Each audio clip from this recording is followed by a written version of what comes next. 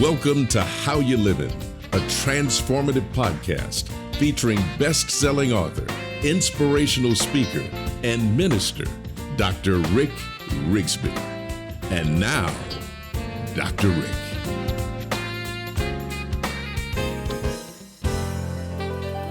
Hello, friends. Thank you so very much for tuning in today. I want to talk to you about a challenging subject, forgiveness. Forgiveness is hard. It's difficult. It's complicated, but it can lead to tremendous freedom.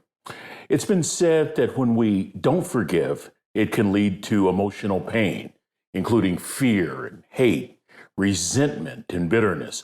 I love this quote from Dave Willis. Holding a grudge doesn't make you strong, it makes you bitter. Forgiving doesn't make you weak, it sets you free. Lewis Smedes said on one occasion, to forgive is to set a prisoner free, and then to discover that the prisoner was you. My favorite quote is from Mel Robbins. Forgive others, not because they deserve forgiveness, but because you deserve peace. Mental health experts list several reasons why it's hard to forgive. For example, we feel stuck by all those painful memories. Second, the anger and the emotional baggage seem too overwhelming to get over. And third, we're scared to forgive, with this fear stemming from being hurt again. Here's one I relate to. Fourth, we feel the person who's offended us deserves punishment. I think that's the one I struggle with the most. I bet many people do as well. But you know what? Holding a grudge, according to psychologists, helps us gain a sense of control and power after feeling hurt or victimized. And it's hard to let go of that control. But this is what I've discovered in my life. As long as I hold a grudge, the grudge holds me.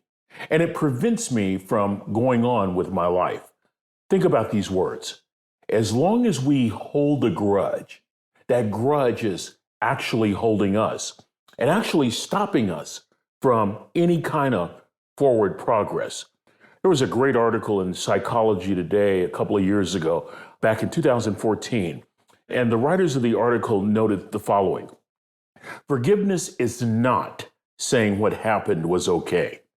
Forgiveness is not saying you accept the person who wronged you. Forgiveness is making a simple choice.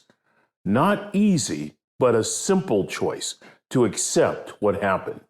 Forgiveness can mean you let go. Forgiveness can mean you step into your present rather than remaining anchored in your past. Friends, wherever this podcast finds you today, I want you to remember a couple of things. You do hold the power to make a choice to forgive. And choosing to forgive is a great display of strength. It's important, though, that we not judge people who don't forgive, that we not judge people who may be struggling with forgiveness. Truth be told, we all probably struggle with forgiveness at some point in our lives. Forgiveness is a personal journey. I mean, think about it for a second. Some we know can forgive at the drop of a hat. Some need time. Some need a lifetime. Some never forgive. You might be listening to this podcast today and saying, Rick, I'm tired of the torment, but the truth is, I've tried and tried to get over this. I just cannot forgive. What can I do?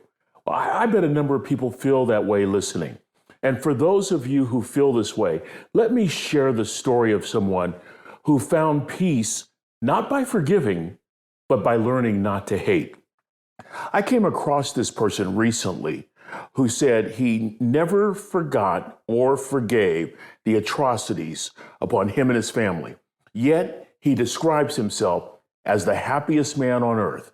And maybe recapping his story might help some of you along your journey today. Several months ago, I did a podcast about happiness and making a choice to be happy. It was in that podcast that I introduced you to Eddie Jaku, a man who epitomizes happiness. In fact, Eddie wrote a book titled The Happiest Man on Earth, The Beautiful Life of an Auschwitz Survivor. And in that book, we discover that Eddie, who presently is 101 years of age, has every reason in the world to be angry. He should be riddled with bitterness and resentment. This man lost both his mother and his father in the Holocaust. He barely escaped with his own life. Yet today, 8 decades after surviving the horrors of a death camp, Eddie says he harbors no anger, no bitterness, no resentment. The survivor of Auschwitz summarized his experience during a TED Talk a few years ago at age 99. He got a standing ovation. I would highly recommend you look that TED Talk up. Just Google Eddie Jaku, Jaku. You see, friends, I think that Eddie's story is absolutely remarkable for a couple of reasons. Number one, I think it speaks to the complexity and the difficulty of forgiveness. But number two, there might be an option here. There might be an alternative for folks who are struggling in their personal journey with regard to trying to forgive. I read Eddie's book in one day. His story is unbelievable. His book is amazing. I was first introduced to Eddie after watching an interview of him on the Today Show. Listen to this.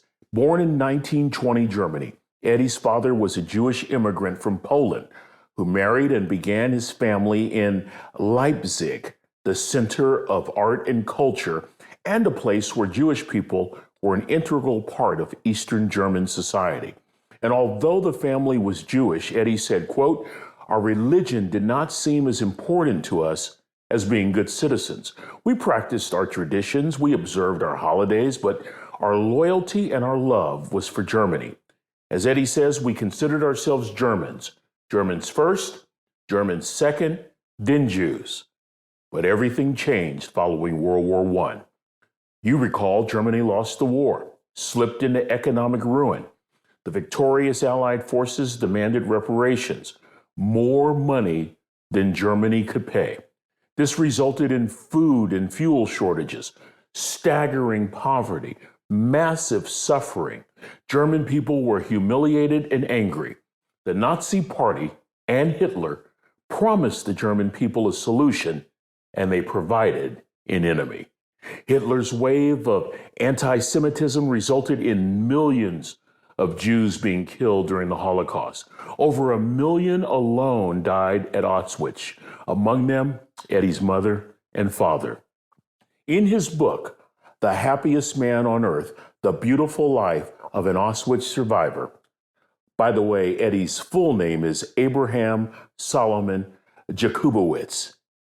Eddie recounts the horrific episodes of torture during a seemingly endless journey of one death camp after another. And while he says he will never forgive, he has learned to free himself from the past by not hating his oppressors. Listen to what he said. Eddie said, "I made a promise to God that if I lived, I would become an entirely new person, dedicating the rest of my life to putting right the hurt that had been done to the world by the Nazis, and that I would live every day to the fullest." Here are 3 great quotes for you to consider from Eddie's book. Quote number 1, "I do not hate anyone.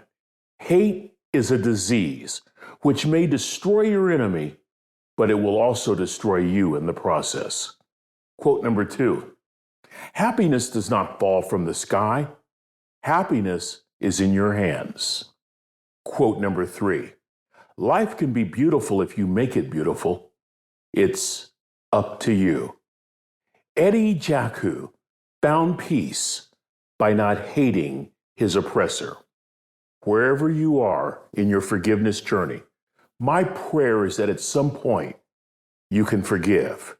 If you choose not to forgive, I pray that at least you can find peace, perhaps even by following the example of a Holocaust survivor who made a simple choice happiness over hate.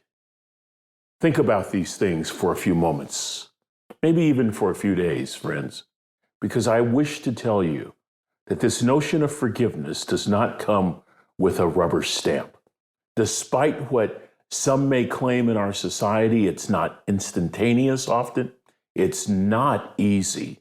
It is filled with complexity. It is very challenging. And some of us need some initial first steps to get started. Perhaps that's what Eddie can offer us today. Some initial first steps toward forgiveness by saying, I am going to choose happiness over hate. Let's dwell on these words for a few days. Well, that's going to do it for this episode. Until we meet again, this is Dr. Rick, asking the most important question I can ask. How you living? Are you ready to make an impact in your world right now? Do you want to stop existing and start living your best life right now? Dr. Rick wants to give you the first chapter of his best-selling book, Lessons from a Third Grade Dropout, absolutely free. Just go to www.rickrigsby.com/free gift to get the print or audiobook right now. This is the podcastfactory.com.